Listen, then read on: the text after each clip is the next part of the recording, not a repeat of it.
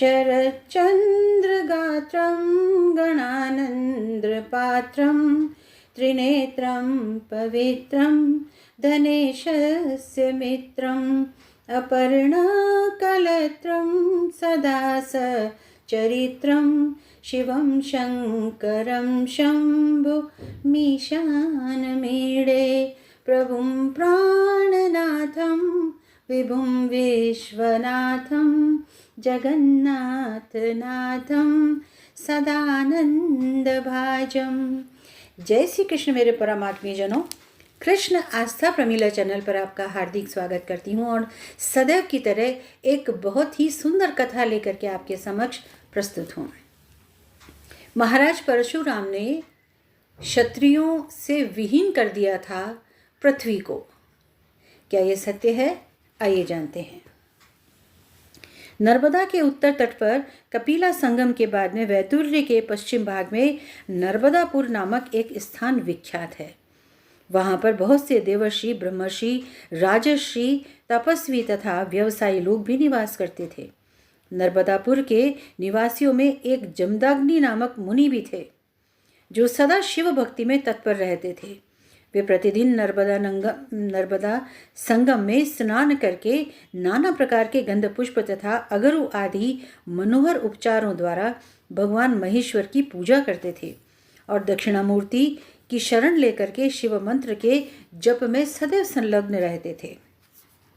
एक मास तक इस प्रकार जप में लगातार लगे हुए मुनि को सिद्धेश्वर लिंग स्वरूप देवदेव महेश्वर ने प्रत्यक्ष दर्शन देकर के कहा, ब्राह्मण, मैं तुम्हारी भक्ति तथा रुद्र जप से अत्यंत प्रसन्न और संतुष्ट हूँ। जमदग्नि बोले, परमेश्वर, मुझे होम और यज्ञ क्रिया के लिए कामधेनु प्रदान कीजिए, क्योंकि धर्म, कर्म और शुभ अनुष्ठान के लिए, शिव पूजा और तर्पण के लिए, देव कार्य और पितृ कार्य की सिद्धि के लिए गौओं की भी अत्यंत पवित्र आवश्यकता होती है और माना भी गया है। महादेव ने कहा, तुम्हें समस्त कामनाओं की सिद्धि के लिए ये कामधेनु दी जा रही है। महादेव अंतर ध्यान हो गए। जमदग्नि मुनि जिन जिन कामनाओं के लिए कामधेनु से याचना करते थे, वे सब उन्हें प्राप्त हो जाती थी। अब वे स्वर्ण के पात्र में भली भांति के मनोवांछित भोज्य पदार्थ परोस करके सहस्त्रों ऋषियों को प्रतिदिन इच्छानुसार भोजन कराते थे। माननीय ब्रह्मर्षि और देवता लोग भी मुनिवर जमदग्नि के आश्रम पर आकर के उनकी कीर्ति बढ़ाने लगे। इस प्रकार कुछ समय व्यतीत होने पर एक दिन राजा कार्तवीर्य अपनी महिष्मतीपुरी से निकल करके शिकार खेलने के लिए विंध्य पर्वत पर आए और नर्मदा के तट पर उन्होंने अपना पड़ाव डाला। जब उनको यह ज्ञात हुआ कि महर्षि जमदग्नि इस प्रकार से सहस्त्रों ऋषियों को प्रतिदिन भोजन कराते हैं कामधेनु की कृपा के कारण, तो उनके मन में खोट आ गया और वे मुनि के आश्रम पर आकर के उनको कहने लगे कि ये गौ तुम्हारे योग्य नहीं, तुम तो ऋषि मुनि हो, तुम्हें गौ की कहाँ ज़रूरत। कार्तवीर की बात सुन करके मुनिवर जमदग्नि बहुत देर तक सोच विचार में पड़े रहे। उन्होंने जवाब नहीं दिया। उन्हें कुछ भी उत्तर न देते देख करके राजा ने मुनि से पहले तो बलपूर्वक हाँ कहलवाया, और जब उन्होंने नहीं दिया तो सारे ऋषियों मुनियों को उन्होंने बंधक बनाया और जबरदस्ती कामधेनु को लेकर के जाने लगे। जब मुनि ने विरोध किया तो उन्होंने मुनि को तत्काल मरवा दिया और स्वयं उनकी कामधेनु को बलपूर्वक हर करके ले जाने लगे।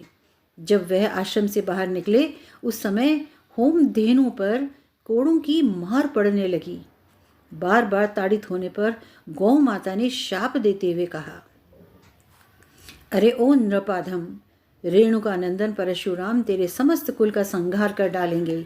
इस प्रकार शाप दे करके कामधेनु पुनः स्वर्ग को चली गई, उनके हाथ से छूट करके। उस समय लोगों में महान हाहाकार मच गया और सब कहने लगे, यह कौन दुराचारी आ गया जिसने ब्राह्मणों के कोप को बढ़ाया है। तदंतर महावीर परशुराम ने पिता के मारे जाने का समाचार सुना और सुनते ही वे प्रज्वलित अग्नि की भांति क्रोध से जल उठे और सहसा आश्रम पर आए। पिता को मृत देखकर क्रोध से उनका पराक्रम दूना हो गया। वे सहसा उठ करके महिष्मतीपुरी की ओर चल दिए। वहाँ कार्तवीर अर्जुन को देख करके परशुराम ने क्रोधपूर्वक कहा, अरे ओ नराधम, खड़ा रहे, मेरे पिता की हत्या करके अब तू कहीं जा नहीं सकता। ऐसा कहकर उन्होंने अपनी कुल्हाड़ी हाथ में ली और कार्तवीर की भुजारूपी वन को उसके मस्तक सहित काट डाला। उस समय मुनिवर परशुराम क्षत्रिय जाति के लिए प्रलयंकर बन गए थे। और क्षत्रिय जाति के लिए प्रलयंकर का अर्थ ये हुआ कि वे क्षत्रिय राजा जो ब्राह्मणों के ऊपर अत्याचार करते थे अथवा प्रजा के ऊपर अत्याचार करते थे, उन क्षत्रिय जाति के लिए प्रलयंकर बन गए थे परशुराम। महापराक्रमी दुरात्मा कार्तवीर के मारे जाने पर देवताओं तक ने दुंदुभियां बजाईं और आकाश से फूलों की वर्षा होने लगी परशुराम के ऊपर। उसी के प्रति क्रोध होने से परशुराम जी ने समूची पृथ्वी पर से जो आतताई क्षत्रिय राजा थे उन सबको समाप्त कर दिया, न कि क्षत्रिय विहीन किया पृथ्वी को। जो आतताई क्षत्रिय थे उनको एक एक करके चुन चुन करके उन्होंने मारा था, मृत्यु दंड दिया था। पूरी पृथ्वी को क्षत्रिय विहीन नहीं किया था। ये बड़ा भ्रम हम लोगों के बीच में है, तो ये आज आपके सामने बात बताते हैं। और उन्हीं परशुराम जी ने पिता के मरणोपरांत श्राद्ध आदि क्रियाएं संपन्न की। उस स्थान पर एक कपिल वर्ण की शिला भी है जो देवद्रोणी के नाम से विख्यात है। वहाँ पिंडदान करने से पितर स्वर्ग में जाते हैं।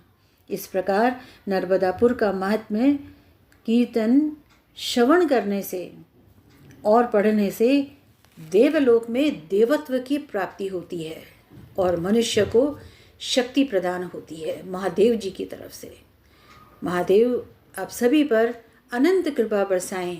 ऐसी मंगल कामनाओं के साथ मिलते हैं अगले वीडियो में। तब तक के लिए आप सभी को जय श्री कृष्ण।